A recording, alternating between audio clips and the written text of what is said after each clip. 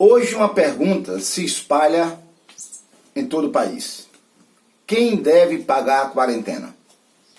E olha, a quarentena é o único instrumento eficaz que temos para combater essa ameaça contra todo o povo brasileiro. Mas em primeiro lugar, antes de responder a pergunta quem paga a quarentena, vejamos algumas informações. Primeira, o governo Bolsonaro está investindo numa campanha para acabar com a quarentena, a única forma eficaz do combate ao coronavírus. A irresponsabilidade deste governo é muito grande. E quando eu mostro aí esses cartazes com passeatas da morte, alguém poderia dizer, não, mas isso é iniciativa privada, isso não é responsabilidade do governo. E olha lá, o governo está gastando dinheiro com propaganda oficiais para combater a quarentena, para combater o instrumento que temos eficaz contra a luta contra o vírus. Isso é muito sério. E nós precisamos dizer não a essa passeata da morte. Ainda bem que a justiça brasileira proibiu a vinculação dessas propagandas. Propagandas da morte que o governo Bolsonaro, com dinheiro público, estava patrocinando. Nós sabemos o que está acontecendo no mundo. Os investimentos públicos são estratosféricos.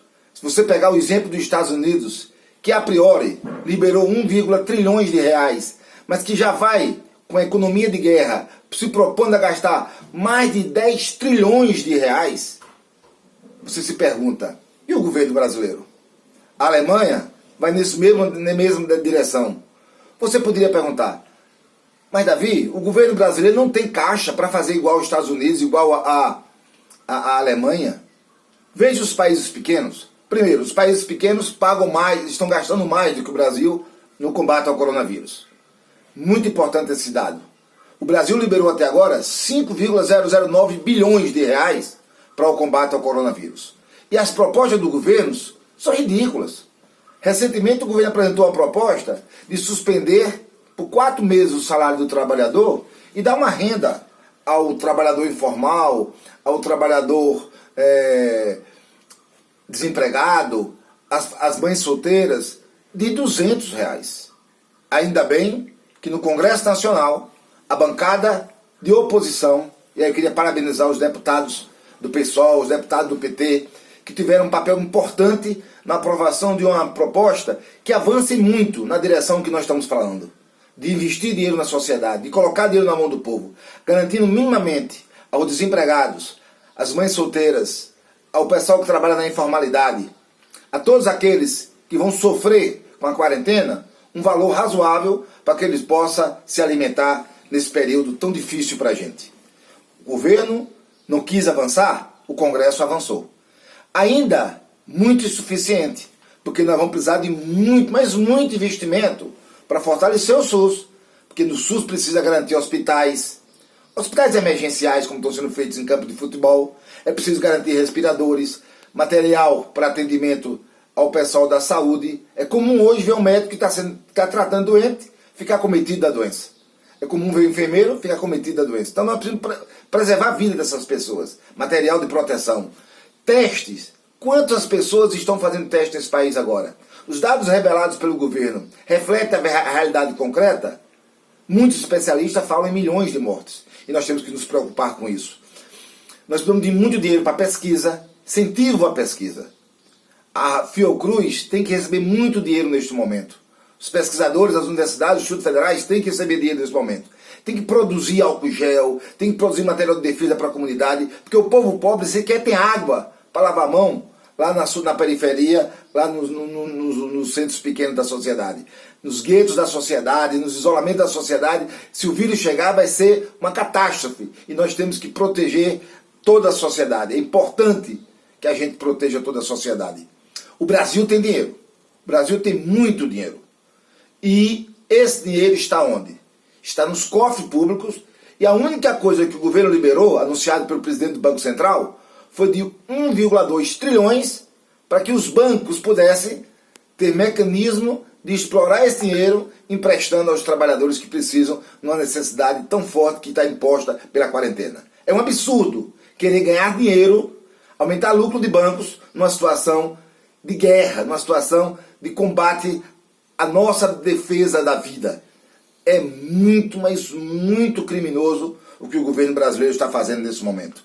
Nesse sentido, pessoal, nós vamos aqui dizer categoricamente onde é que está o dinheiro brasileiro.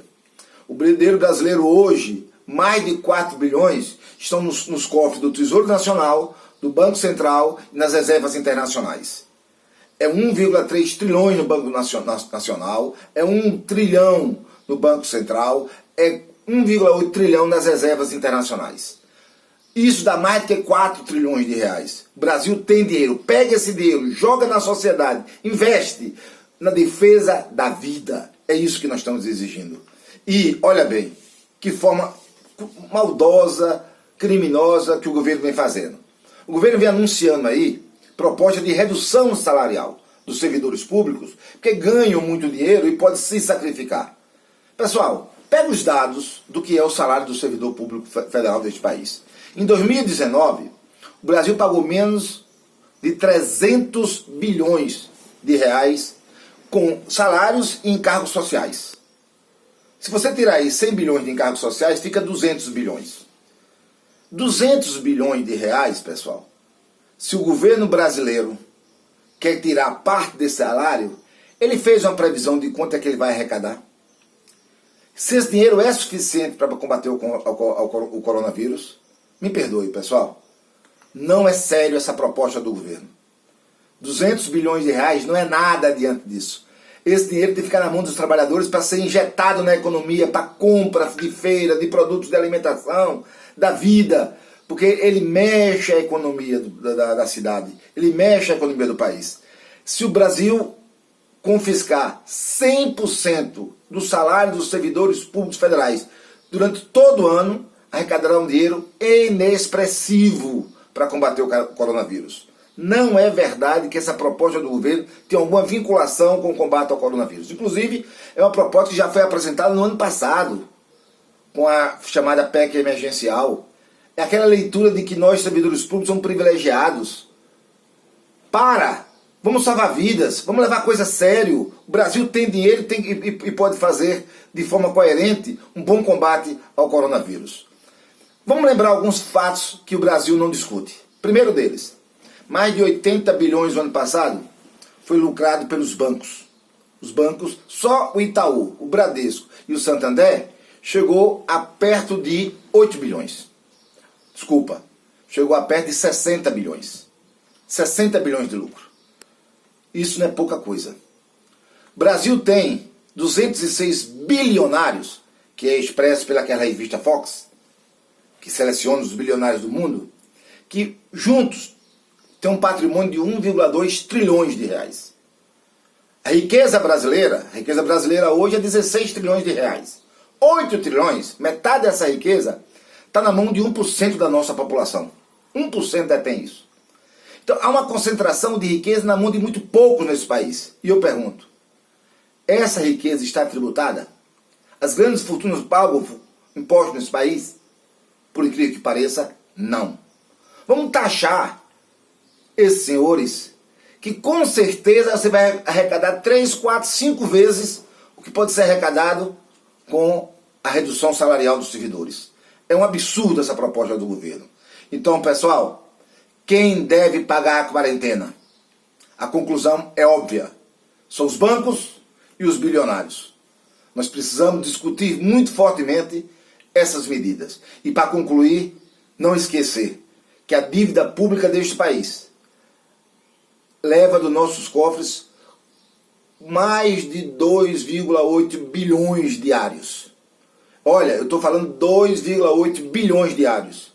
Que em menos de 10 dias, se o Brasil suspender o pagamento da dívida pública, arrecada algo superior ao pagamento de todos os salários dos servidores públicos federais. Então, solução se tem e nós devemos buscar. Pague a conta, banqueiros e bilionários. Todos em defesa das quarentenas, todos nas suas casas. Viva a luta dos trabalhadores.